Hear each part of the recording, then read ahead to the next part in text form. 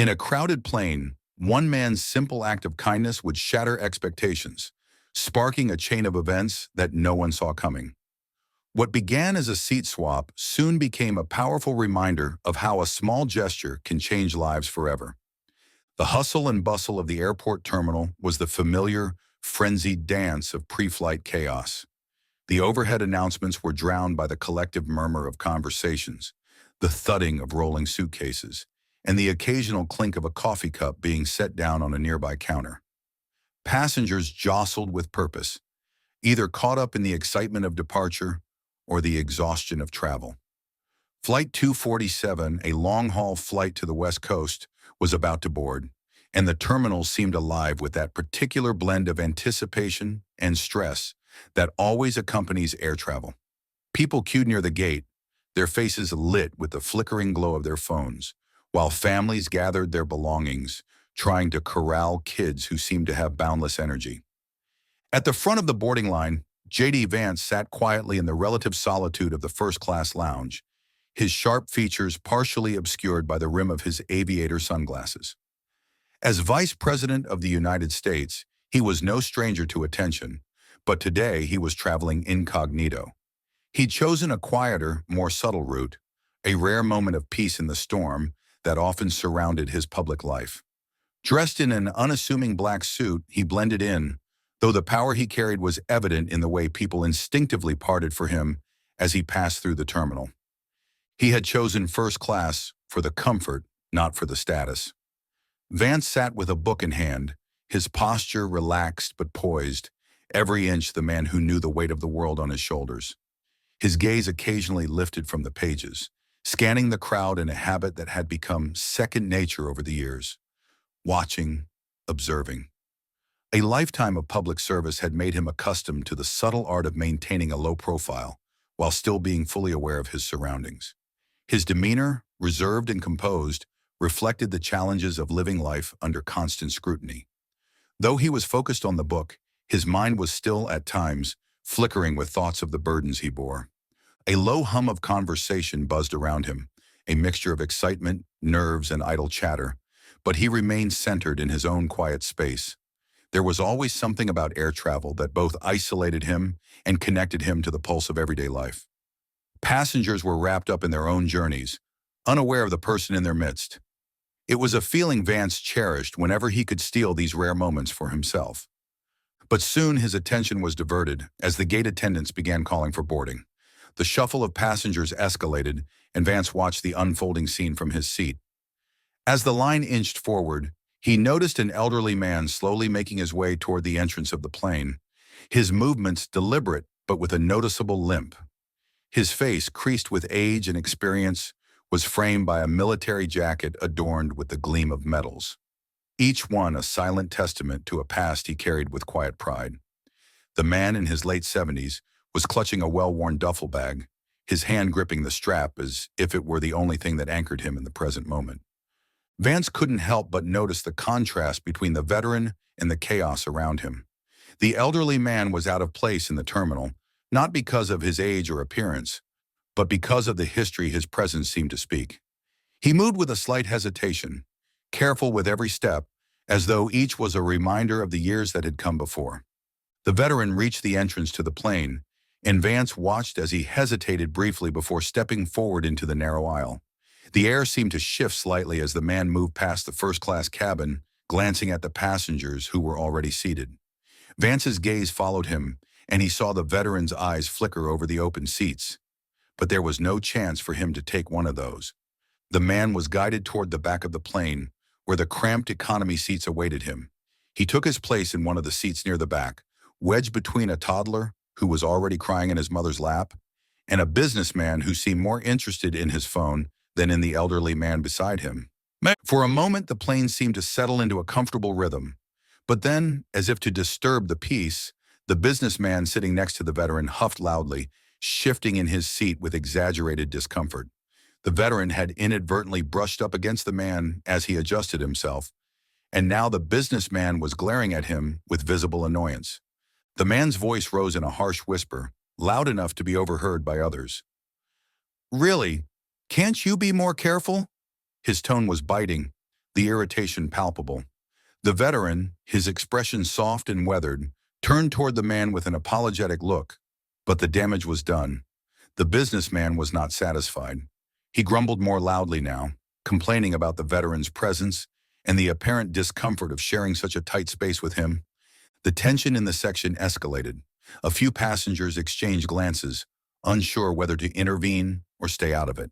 The veteran, clearly embarrassed, shrank further into his seat, trying to make himself as small as possible. His discomfort was not just from the cramped space, but from the unmistakable sting of disrespect. As the murmurs grew, J.D. Vance's eyes, still observing from his seat in first class, shifted toward the situation. He felt the discomfort in the air, the unspoken judgment that seemed to hang over the elderly man like a shadow. Vance knew what it was like to be judged, to be looked at through the lens of assumption. It wasn't often he could do something about it, but today something felt different. The commotion from the back of the plane drifted through the first-class cabin like a ripple across a calm pond. Vance's attention, already piqued by the elderly veteran's discomfort, was now fully engaged. He could hear the raised voices of the businessman and the veteran, the undertone of irritation that seemed to saturate the air. Vance's gaze flicked toward the rear of the plane, observing the scene with quiet intent. The veteran, his head lowered slightly, was apologizing in soft tones. His voice, though polite, carried the weight of a man who had endured much in his life, both seen and unseen. He was trying to appease the businessman, but it was clear the damage had already been done. The businessman wasn't satisfied with a simple apology. His grumbling continued, louder now, and the passengers around him couldn't help but overhear. The discomfort in the back of the plane seemed to grow with every passing second. Vance felt it too, the subtle tension in the air, a feeling of injustice that tugged at him. Without a second thought, Vance reached up and pressed the call button. He did so without fanfare, his actions almost automatic, reflexive even. The flight attendant, a young woman with a polite smile, approached him swiftly. "Yes, sir," she asked. "I'd like to switch seats with the gentleman in the back," Vance said simply, his voice steady but carrying the quiet authority that often accompanied his words. "Please let him know I'm offering to move to economy so he can sit in first class." The flight attendant's eyes widened for a moment, as if trying to process what she had just heard. The idea of someone willingly giving up the comfort of first class for the cramped quarters of economy was not something one encountered every day. She nodded quickly, then turned to make her way toward the rear of the plane. Vance didn't wait for her to return. His focus shifted back to the rear of the cabin, where the veteran was still locked in a quiet battle with the businessman. Vance's mind raced, weighing the implications of his decision. He wasn't doing this for recognition or for applause. He was doing it because it felt right. He had been raised to understand the value of compassion, of extending kindness without hesitation, especially to those who had borne the burdens of life in ways most would never truly understand. A few moments later, the flight attendant returned, her steps brisk as she approached Vance's seat. She spoke quietly, her voice almost hesitant. "Sir, the gentleman in the back has agreed to your offer. If you're ready to switch, we can make the arrangements." Vance nodded without a word. He stood up and adjusted his jacket, smoothing the fabric with the grace of someone who had long mastered the art of appearing composed, even in the most unexpected situations.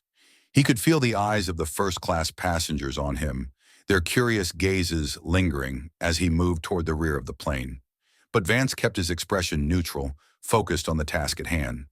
The veteran was already rising from his seat when Vance reached him. There was a moment of uncertainty, a hesitation in the veteran's eyes, as if he couldn't quite believe what was happening. "You don't have to do this," the veteran said, his voice rough with gratitude and confusion. Vance offered him a reassuring smile. "It's no trouble at all," he replied simply.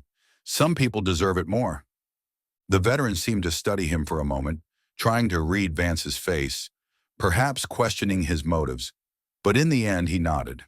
There was no prideful resistance in his demeanor, only a quiet acceptance of the kindness extended to him. He moved toward the front of the plane, his limp more pronounced as he walked past the rows of first-class seats.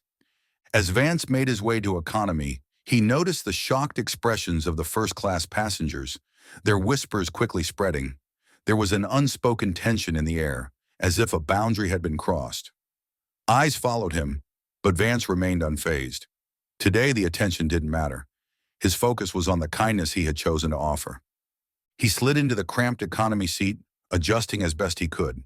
The tight space was uncomfortable, but he opened his book, trying to maintain composure, though the whispers from first class persisted. Vance didn't react. He had made his choice, and in his mind, it was the right one. Up front, the veteran settled into the unfamiliar comfort of first class. His eyes wandered in wonder as he adjusted to the plush seat, the legroom, the space that felt worlds apart from the economy section.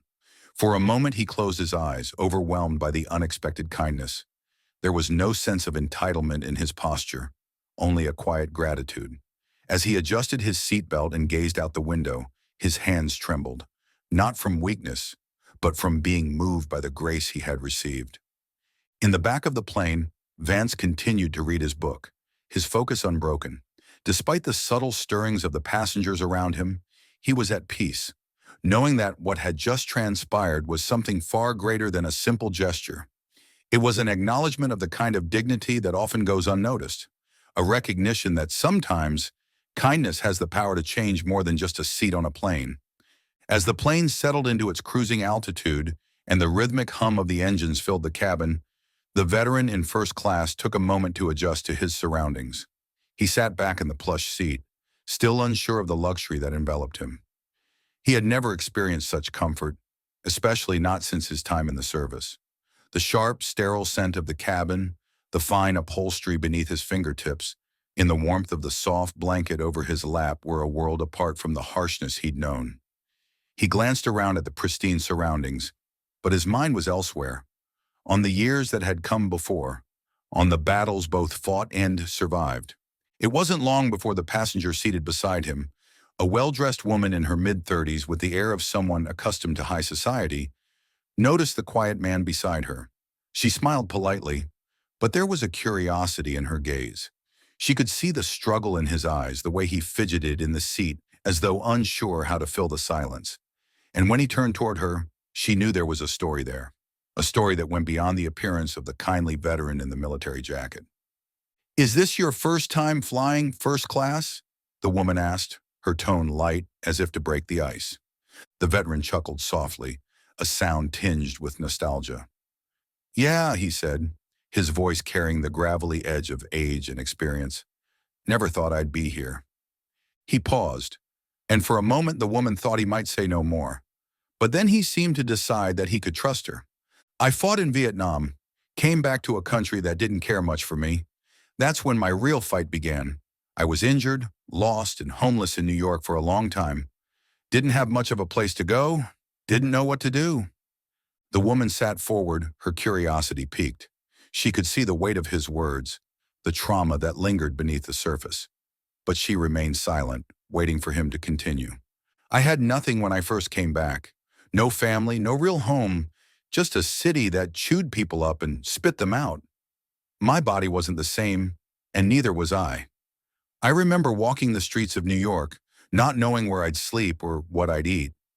I used to sit on a bench in Central Park sometimes, just staring at the world, trying to figure out what had happened to me." He stopped again, the memories flooding back, making it hard to speak for a moment. His hands shook slightly, but he steadied himself. "Then one day, I met a man, an older gentleman, who noticed me sitting on that bench. I wasn't asking for help, wasn't begging, but he saw me. He came up to me and asked if I wanted to work. Didn't even ask for my name, just told me he had a place for me if I was willing to help out. No strings attached. He didn't want anything in return. That man was Vance's grandfather. His name was, well, I don't even know if it matters now, but he gave me something I hadn't had in years. Dignity." The woman beside him sat back, her eyes wide in disbelief. She had heard of Vance, of course. He was a well-known public figure, a man who had risen to the highest ranks of political life. But she hadn't expected such a personal connection. She glanced around the cabin, and the murmurs from the surrounding passengers had already begun. Word of the veteran's story spread quickly, though subtly. The quiet whispers began to circulate, like a ripple through the water, as the other first-class passengers started to lean in, eager to hear more. That man, Vance's grandfather, he didn't just give me a job. He gave me a place to stay, took me in like I was his own family. No questions asked. And that was it. He never asked me for anything, not once. He just gave me what I needed: stability, a second chance. The veteran paused, his eyes focusing on something only he could see. I never forgot that. The woman next to him was speechless for a moment. Her mind raced as she processed what she had just heard, but she recovered quickly. That's incredible, she said softly. I had no idea that Vance's family had such a history of kindness. The veteran nodded slowly, his eyes distant, as though he were reflecting on the kindness he had received all those years ago. Yeah, it was. It was more than just a job, you know? It was a lifeline. He looked at her, a small smile tugging at the corner of his lips. I'm not sure what happened to him. I lost touch after a while, but that man gave me the strength to move forward. As the story spread through the cabin, the passengers around him began to react. One woman, seated a few rows back, leaned over to her husband and whispered, "Can you believe that? Vance's family helped that man when he had nothing." The man nodded slowly, looking over at the veteran, his expression one of quiet admiration. A young mother sitting on the other side of the aisle overheard the conversation and couldn't help but share her own story. "It reminds me of the time I was struggling after my divorce," she said, her voice slightly shaky. "I was trying to make ends meet with two young children, and one of my neighbors, a woman I barely knew, came over and offered to help. She brought me groceries, watched my kids so I could get some rest. That kind of kindness sticks with you, doesn't it?" Another man seated further down chimed in, his voice deep with the weight of his own history. "Kindness is the thing that carries you through the hardest times. My grandfather fought in World War II. He never talked much about it, but I remember hearing stories about the way people helped him after he came back. My whole family's always believed in passing that kindness forward." He paused, looking at the veteran with newfound respect. "Maybe that's why we're all still standing today." The veteran looked around the cabin, taking in the faces of the people listening to his story. The faces were varied: young, old, men, women, but all of them shared one thing in common: a quiet understanding that what they were hearing was more than just a tale. It was a reminder of the power of kindness, of how the smallest actions can change lives. In the midst of the hushed conversations and reflections, J.D. Vance sat silently in the back, his thoughts drifting toward the connection that had been made. Across generations, across struggles, and through the simple act of compassion, the ripples of kindness, he knew, were far-reaching, and they had just begun. As the minutes ticked by and the plane sliced through the clouds, the mood in the cabin shifted, subtly but undeniably. The hum of the engines became a distant background to the soft murmur of conversation among passengers, now drawn together by the veteran's story. As the flight attendants moved through the aisles, their steps purposeful and efficient, the atmosphere seemed to carry with it an undercurrent of unity. Strangers connected by shared humanity. But in the midst of the conversations, Vance remained quiet, his eyes focused on his book. Though his mind had been elsewhere in the beginning of the flight, absorbed by the usual demands of work, he could feel the atmosphere around him changing.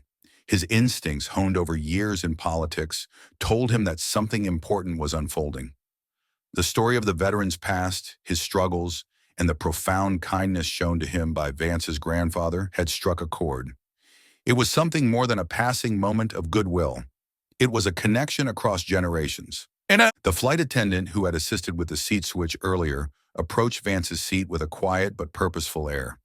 She moved as if she were trying to balance discretion with the desire to share something significant. "Excuse me, Mr. Vance," she began, her voice low enough to avoid attracting the attention of the other passengers. "I just wanted to tell you something." Vance glanced up from his book, his expression neutral, but his eyes were alert. He knew that the veteran's story had touched more than just the passengers in the front cabin. It seemed to have touched the crew as well. "The man who switched seats with you, the veteran?" she continued, glancing briefly over her shoulder to ensure no one was listening too closely. "He mentioned that he had known your grandfather, that your family helped him a long time ago when he had nowhere to go." Vance's gaze softened. His thoughts immediately flashed to his grandfather, a man whose quiet generosity and deep sense of duty had shaped much of his own values. He had heard stories of his grandfather's kindness. But this, the connection the veteran had to him, felt real in a way that resonated deeply within him. "Thank you for letting me know," Vance said, his voice calm but with a touch of reverence. "That's something I wasn't aware of." He paused, processing the significance of the flight attendant's words. His grandfather had been a man of few words, not one to brag about the good deeds he had done. Vance had grown up hearing about his quiet acts of service, of helping people without any expectation of recognition. He had understood that his grandfather believed in the power of small actions to change lives. But hearing this man's story, especially in the context of the veteran's experience, brought a new layer of meaning to those memories. The flight attendant smiled faintly before stepping away, allowing Vance a moment of quiet reflection. He leaned back in his seat, still composed but deeply moved. The full weight of the connection between his family and the veteran, the ripple effects of one small act of kindness, began to sink in. Around him, the murmurs among the other passengers continued.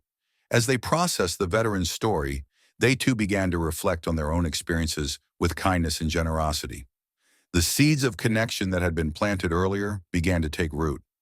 One of the flight attendants, a woman with short-cropped hair and a warm smile, overheard snippets of the conversation and leaned in to share her own family story. "You know," she said, her voice carrying easily across the cabin, "my grandfather served in the Navy during World War II. When he came back, he was a changed man, but he always carried with him a sense of duty. He used to talk about the strangers who helped him when he was stationed overseas, people who didn't ask for anything in return, just helping out of the goodness of their hearts." The passengers listened intently, several nodding in agreement. The flight attendant continued, her eyes distant as she spoke of the lessons her grandfather had passed down to her. "He always told me that the smallest acts of kindness are the most important ones. He said that if you help just one person, you never know how far that help will go." The words hung in the air, resonating with the passengers in a way that was hard to explain. A quiet solidarity seemed to form in the cabin, the kind of unspoken connection that only arises when shared experiences and reflections align. Even the business people, who had been so focused on their own worlds when the flight first began, now exchanged glances, recognizing the power of the story they had all become part of. Another passenger, an older man with a soft voice and graying hair, added his own perspective. "My father used to say something similar," he began, his gaze steady as he looked around at the group. "He fought in the Korean War, and when he came back, he was just like that veteran you heard about. Lost, disoriented. He was lucky to have found people who helped him, people who didn't judge, didn't ask questions. They just gave him a chance." He paused, his eyes misting over as he remembered his father's struggles. "That kind of kindness can change everything. It's why I try to do the same for others whenever I can. My dad taught me that." As the passengers shared their stories, the atmosphere in the cabin seemed to thicken with a shared understanding. This wasn't just a chance encounter between strangers. It was the unfolding of a quiet legacy that transcended generations. Each person was reminded of the power of human connection, the importance of compassion, and the lasting impact of a simple act of kindness. Back in first class, the veteran, now settling into the comfort of his seat, felt the weight of the conversation swirling around him. He wasn't one to ask for attention, but the stories he had shared had opened a floodgate of reflections. His eyes wandered to the window as he thought about the years that had passed since he had first met Vance's grandfather. The impact of that encounter, the kindness shown to him when he was at his lowest, had stayed with him all these years. It had been a turning point in his life, the moment when he had gone from surviving to living, from despair to hope. He had never been able to properly thank the man who had changed his life, but now in this moment he realized something deeper. That act of kindness had not only helped him, it had rippled outward, affecting generations in ways he could never have imagined. He thought about the young man who had given up his first-class seat for him, a man whose family had been the source of the compassion he had received long ago. The circle of kindness felt complete now, and as the veteran quietly reflected, a sense of peace washed over him. The connection he had with Vance's family had come full circle. The veteran's gaze shifted back toward the passengers around him, and a soft smile appeared on his face. He wasn't just grateful for the kindness he had received years ago. He was grateful for the reminder that it had all mattered. As the plane descended, a quiet settled over the cabin, deeper than the usual final descent stillness. Passengers, still reflecting on the stories and connections shared during the flight, glanced out the windows, their minds lingering on the kindness they'd witnessed. Vance, lost in thought, had put down his book. His mind was now focused on the impact of the day, how a simple act of kindness had connected him to the veteran and his family's legacy in ways he hadn't expected. As the plane began its final approach, the veteran, now comfortable in first class, slowly made his way toward the economy section, his steps measured and deliberate. His duffel bag, once a symbol of hardship, now felt like a testament to the peace he had found in the kindness of others. He stopped in front of Vance's seat, and for a moment, neither man spoke. The veteran's weathered eyes met Vance's, filled with unspoken gratitude. Vance looked up from his book, meeting his gaze.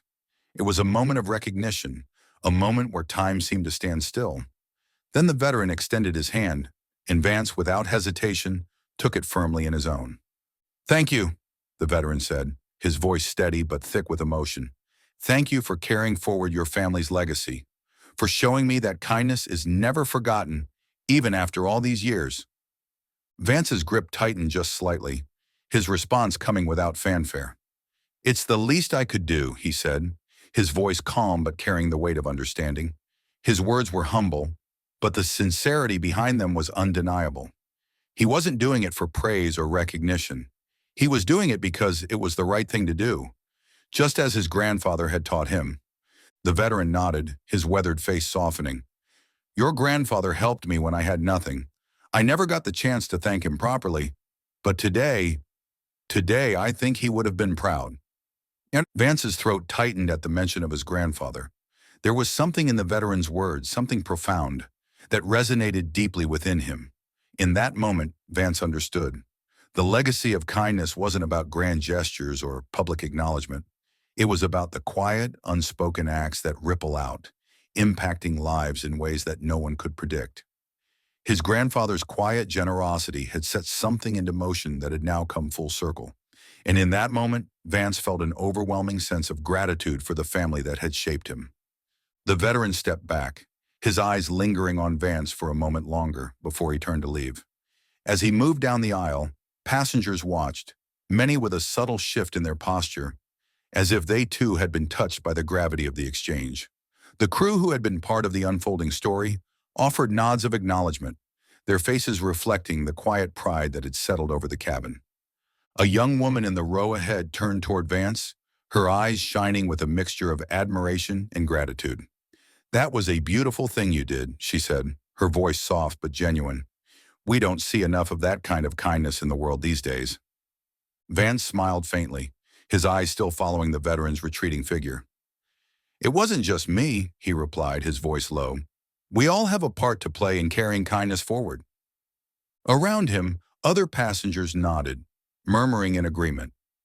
The veteran's story had sparked something in each of them, a reminder of the power of compassion, of small gestures that can change the course of lives.